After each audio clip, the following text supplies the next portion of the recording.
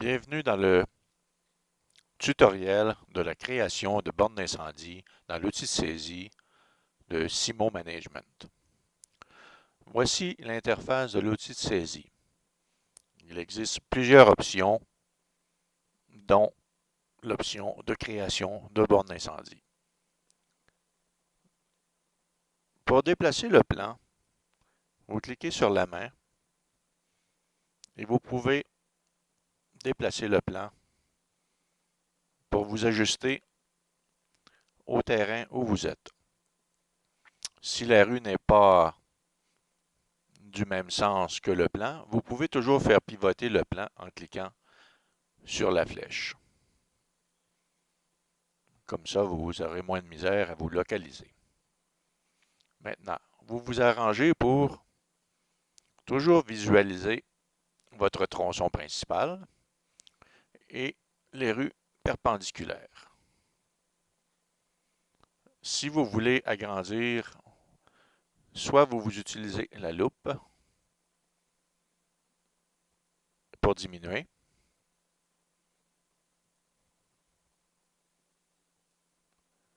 ou sinon vous pouvez utiliser les points à la base. Voilà. Maintenant, première étape de création. Vous arrivez sur le territoire, vous débarquez de votre camion pour localiser la borne d'incendie, vous prenez l'adresse, le numéro civique et le modèle de la borne d'incendie. Vous faites une inspection visuelle externe, voir s'il y a un panneau indicateur, la hauteur de la bride, si elle est trop haute ou conforme, tout l'aspect général alentour. Une fois que vous avez diagnostiqué le tout, vous venez dans l'outil de saisie. Normalement, les bornes d'incendie que Simo Management inspecte ont déjà des points de créer si c'est pour la première fois ou si c'est un nouveau contrat. Nous allons créer une borne d'incendie à partir d'un point qui a été répertorié. Vous sélectionnez le point, vous cliquez du bouton gauche pour le mettre en surbrillance et ensuite vous cliquez du bouton droit et vous sélectionnez Conversion en borne. Une boîte d'identification apparaît. Vous sélectionnez la rue où se trouve la borne d'incendie. Ici, c'est la rue du Mousset. Je sélectionne la rue et je viens la reporter dans la boîte d'identification. La borne d'incendie se trouve sur la rue du Mousset, entre le tronçon de la rue Aragon et la rue Ronsard.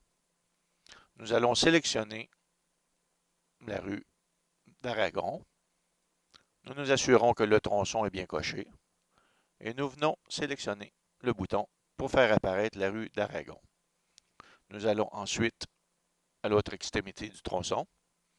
Nous sélectionnons la rue de Ronsard et nous venons simplement faire un clic pour l'ajouter à l'outil de saisie. Tout ça est assez simple présentement. Maintenant, vous regardez votre borne d'incendie sur le terrain et vous visualisez quel type de modèle est-ce la borne d'incendie. Puis, vous venez le reporter. Le nom, la marque, le modèle est normalement sur la borne d'incendie. Ici, nous avons affaire à une BB 5 Croix Sentinelle. Je sélectionne BB. Par défaut, le mécanisme apparaîtra compression. Si vous aviez choisi un modèle à porte comme une Ludlow, le modèle serait un modèle à porte. Nous allons revenir au modèle à compression. Maintenant, vous regardez la couleur de la tête ou du couvercle. Vous sélectionnez le bouton panneau contrôle des couleurs. Nous avons une borne d'incendie avec une couleur bleue.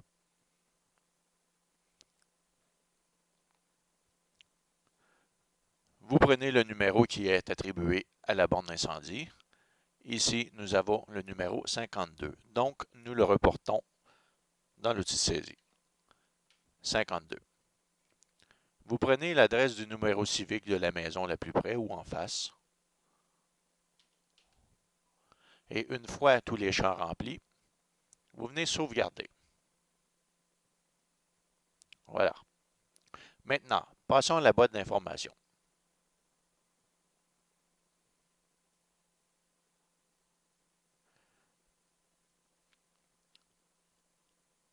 La boîte d'information est la boîte qui recèle toutes les informations concernant l'aspect environnement, le type de la borne et tout les pressions, les débits, les hauteurs. Finalement, tout ce qui concerne un peu l'aspect de la borne d'incendie. Nous allons remplir tous les champs. Le propriétaire, par défaut, il est public, donc vous n'avez pas à lui toucher. L'utilisation permise, c'est la ville, par défaut. L'année d'installation, nous ne savons pas, et ni le code à bord, donc nous sautons ces deux étapes.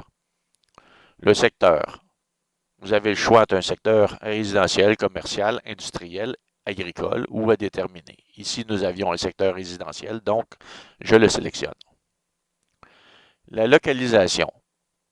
Où est située ma borne d'incendie? Ma borne d'incendie peut être soit sur une rue, mais ça, c'est assez rare. Normalement, elle se trouve soit sur un terrain privé, un stationnement, peut-être un trottoir comme dans le centre-ville, ou un terrain public, terrain vacant, ou une cour de centre commercial. Elle peut être aussi sur un accotement. Ici, nous avions affaire à un terrain privé, donc je sélectionne terrain privé. La signalisation. La borne d'incendie peut être à proximité soit d'une autoroute, d'un boulevard, d'un chemin, d'un cul-de-sac, d'une rue principale, d'une rue secondaire ou d'une voie de service. Ici, nous avions une rue secondaire, donc je sélectionne la rue secondaire. Maintenant, la visibilité terrain. La borne d'incendie était visible, nous l'avons localisée, donc j'inscris visible. L'indication au plan. Étant donné qu'il y avait déjà un point de créé, la borne existait, donc nous sélectionnons indiquer. S'il y avait eu une borne d'incendie qui était là, sans point, nous aurions indiqué non indiqué. Le type de surface, c'est la surface où la borne d'incendie se trouve. Sur un terrain privé, normalement, c'est de la pelouse. Donc, je sélectionne pelouse. Ça pourrait changer, mais pour la démonstration, nous avons de la pelouse. Le terrassement, étant donné que c'est un terrain privé et sur de la pelouse, le terrassement est complet, donc je sélectionne complet. Le code de bouche, c'est le nombre de prises de boyaux qui sont sur la borne d'incendie. Le nouveau standard est 2 pouces et demi et un stores. L'ancien standard était 2 pouces et demi, voire 2 pouces et demi et un 4 pouces. Mais par défaut, normalement, après 1990, les bornes d'incendie ont toutes un 2 pouces et demi et un stores. Je sélectionne. Le type de filet. Il existe 3 types de filets au Québec. Il y a soit le 5 filets au pouce. Ceci est le standard canadien pour les normes fédérales. Vous retrouverez ceci dans les ports ou tous les bâtiments qui sont fédéraux. Il y a aussi le standard 6 filets au pouce qui ressemble plutôt au filet américain. Celui-ci se retrouvera uniquement dans la ville de Gatineau. Et le standard du Québec qui est 7 filets au pouce. Si vous inspectez des bornes d'incendie ailleurs que Gatineau ou dans des endroits fédéraux, c'est 7 filets que vous sélectionnez. Le type d'indicateur. Qu'est-ce qu'un indicateur? C'est un poteau qui indique un panneau de borne d'incendie, visible pour les pompiers et plus facile d'accès. Il peut être soit amovible, pris après la borne d'incendie, un tuteur autrement dit, soit il n'y en a pas, soit il y a un fixe, ou soit il y a une protection. La protection, ce sont des tubes en acier, généralement 4 tubes remplis de ciment pour protéger la borne d'incendie. Ici, nous avions un panneau indicateur fixe. Nous choisissons fixe. Le coude utilisé. Normalement, le coude utilisé est le 45 degrés. À 95% du temps, c'est 45 degrés. Un 90 est nécessaire simplement si le coup de 45 ne peut faire l'affaire. Par défaut, les gate valves ainsi que le pitot sont munis d'un coup de 45. Le type de drainage, c'est lorsque vous avez terminé l'inspection et que vous avez refermé la borne, vous faites une vérification du type de drainage. Soit le draine bien, lentement, ne draine pas. Il peut y avoir aussi un drain bouché volontairement, mais le boucher volontairement, c'est vraiment ne draine pas. Je vais inscrire ne draine pas. Lorsque vous mettez une anomalie ne draine pas, il faudra la reporter dans la boîte d'anomalie aussi. Le relevé acoustique. Nous avions déterminé qu'il y avait une fuite sur la borne. Donc, je vais cliquer fuite de la borne. Ces deux anomalies, ne drainent pas et fuite de la borne, seront reportées dans la boîte d'anomalies. La manipulation maintenant.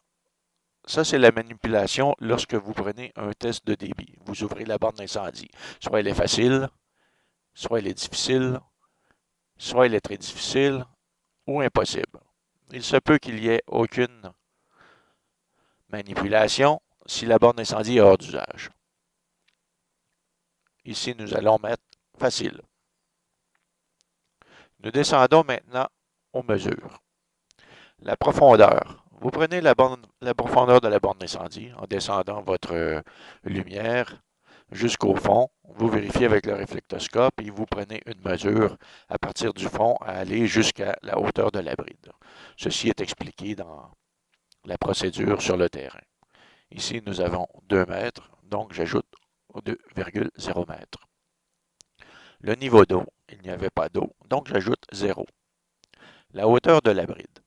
Nous avions une bride trop haute, donc je vais marquer trop haute. Il se pourrait qu'elle soit trop basse ou conforme. La hauteur de la bride se trouvait à 18 cm. Par défaut, une borne qui est conforme devrait se trouver entre 0 et 15 cm. 0, 6 pouces autrement dit. Au-dessus de 6 pouces, c'est trop haut. Et en bas du 0, au niveau du sol, c'est trop bas. Conditions météorologiques. Vous pouvez sélectionner le type de température qu'il faisait. Je choisis soleil. Il faisait soleil lorsque j'ai créé le tutoriel. La température, elle peut être soit dans le négatif ou soit dans le positif. Maintenant,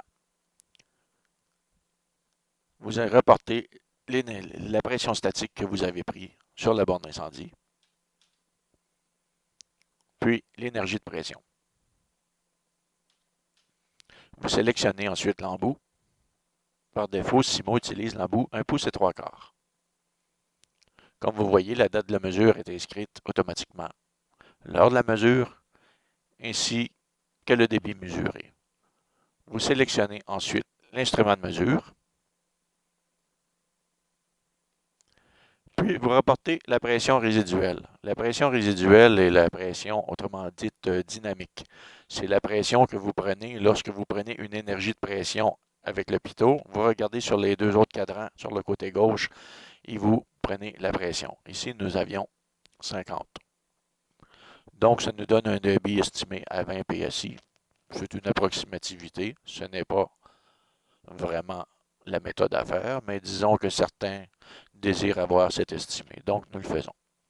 Un coup, nous avons rempli tous les champs. Il faut toujours sauvegarder. Donc, je viens ici sur sauvegarder et je clique dessus. Puis, je quitte cette fenêtre.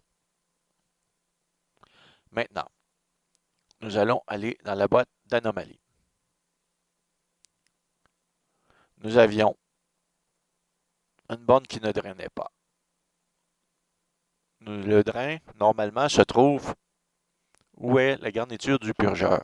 Ce qui pointe la garniture du purgeur, c'est le 14. Vous suivez, vous passez votre souris dessus, ça dit purgeur.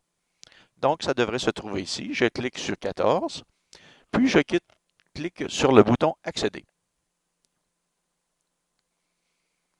L'anomalie ne draine pas se trouve ici.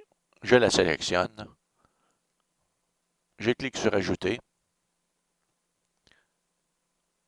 et je clique sur sauvegarder. La sauvegarde est réussie. Je clique OK pour confirmer et je quitte. Nous avions une fuite de la borne. La fuite de la borne est généralement causée par le caoutchouc de vanne. Donc, nous suivons le chemin et caoutchouc de vanne principal. Nous arrivons ici. Nous cliquons sur le 16. Nous cliquons sur accéder.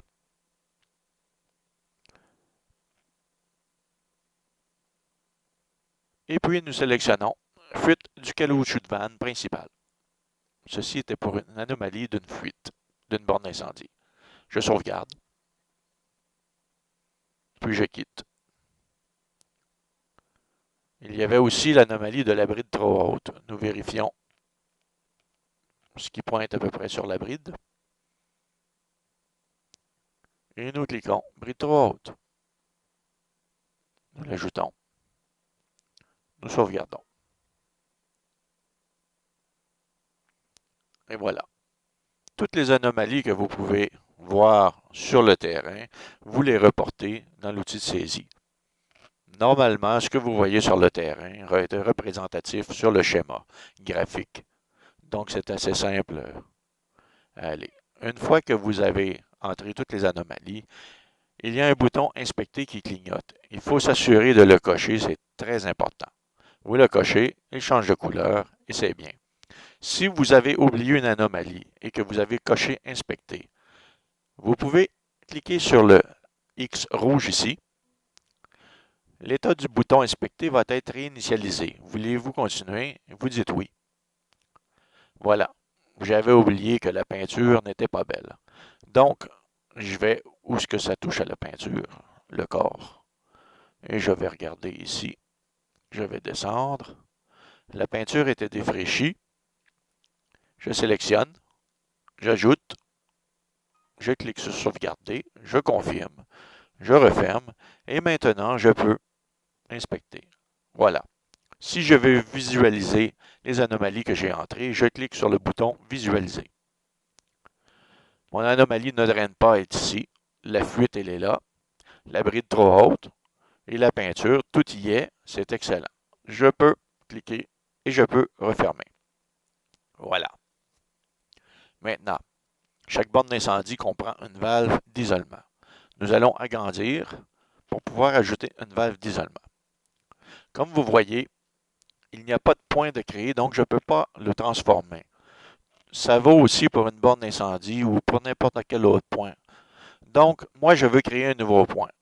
La ligne bleue représente la conduite qui va vers la borne d'incendie d'alimentation.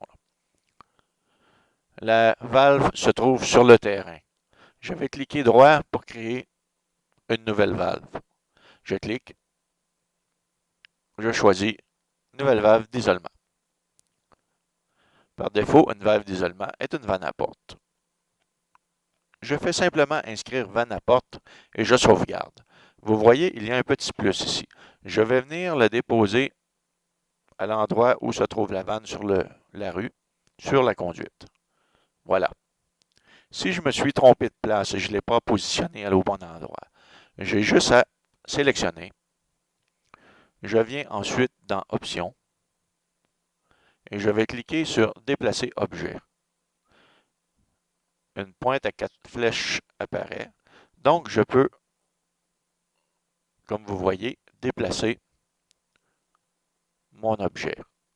Je recommence pour le repositionner correctement.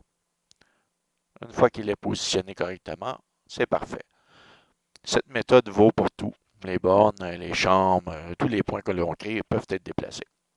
Maintenant, il faut associer la vanne d'isolation à la borne d'incendie. Je clique du bouton gauche pour la mettre en surbrillance.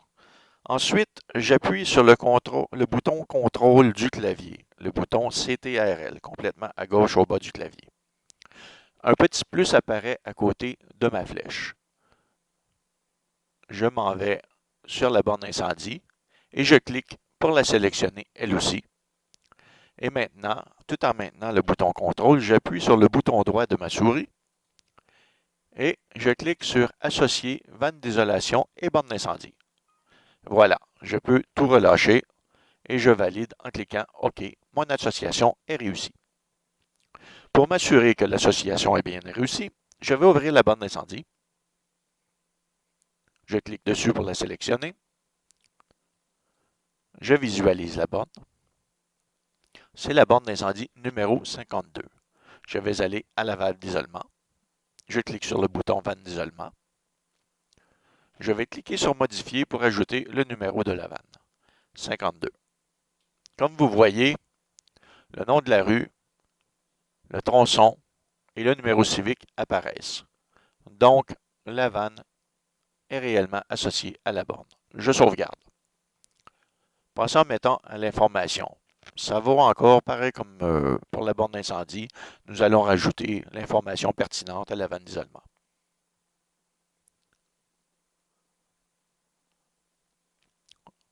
Le propriétaire public apparaît par défaut.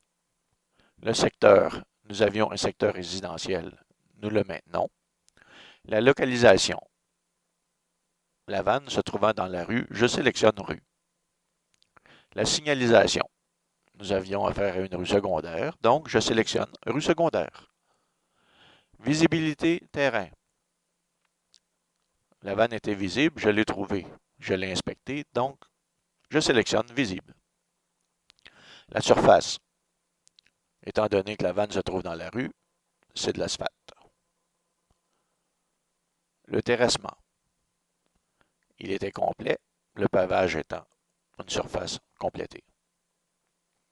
Les obstacles, il n'y en avait aucun. J'ai pu accéder à la borne d'incendie sans aucun problème.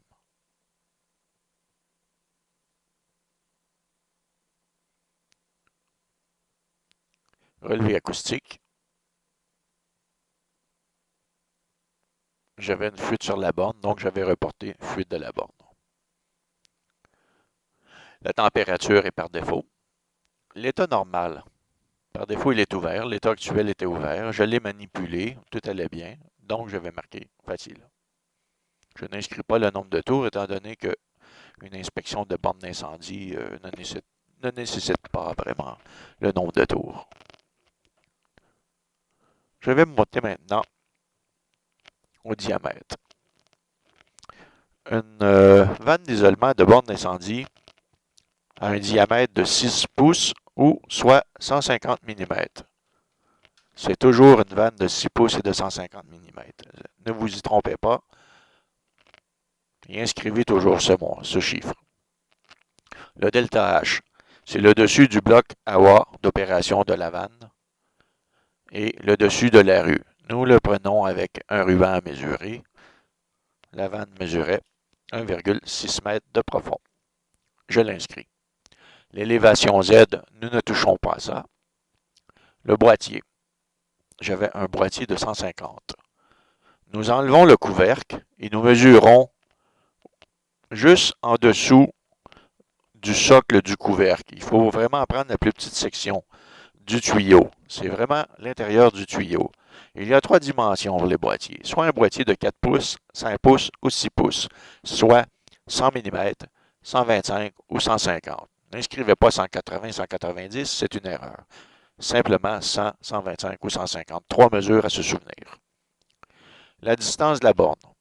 C'est la distance de l'écrou de manœuvre centre à centre avec le boîtier.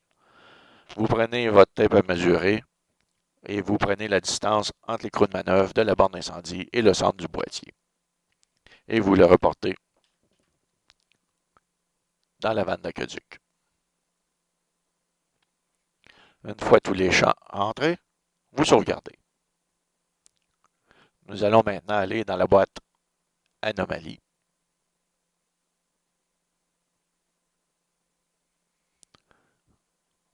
La ligne ici représente la rue.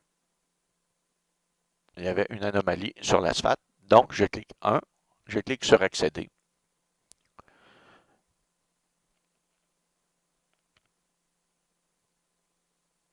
Ici, il y avait des crevasses dans la chaussée, donc je sélectionne et j'ajoute. Je sauvegarde. Je peux aussi rajouter une autre qui n'est pas une anomalie, mais certaines villes maintenant désirent le savoir. Soit un couvercle régulier ou soit un couvercle anti-charrue. Le couvercle anti-charrue, est un couvercle de forme,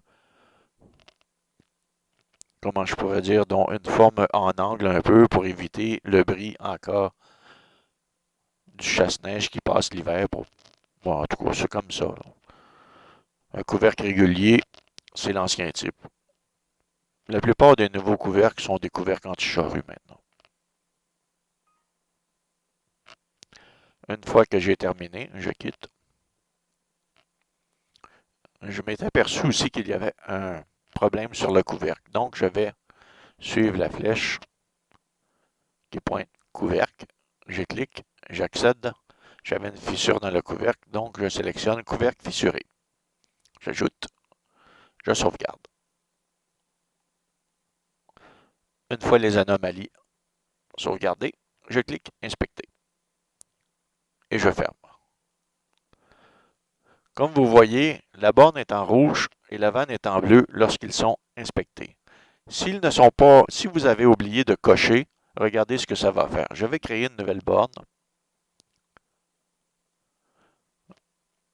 Si la borne incendie se trouve sur le même tronçon, j'appuie sur mémoire, tout apparaît, je sélectionne, voilà, donne un numéro fictif pour la démonstration. Comme vous voyez, la borne est en rouge, elle a été inspectée, le bouton a été cliqué. La borne non inspectée va être de couleur transparente. Si je fais de même pour la vanne d'isolement, je sélectionne la vanne, je la mets ici. Comme vous voyez, vanne inspectée, vanne non inspectée. Très important. Pour supprimer un point, je sélectionne supprimer. Je ne le ferai pas ici, présentement. Je veux simplement déplacer. Voilà. C'est terminé pour la section borne d'incendie et vannes d'isolement. Nous reviendrons un peu plus tard pour ajouter des vannes de rue et d'autres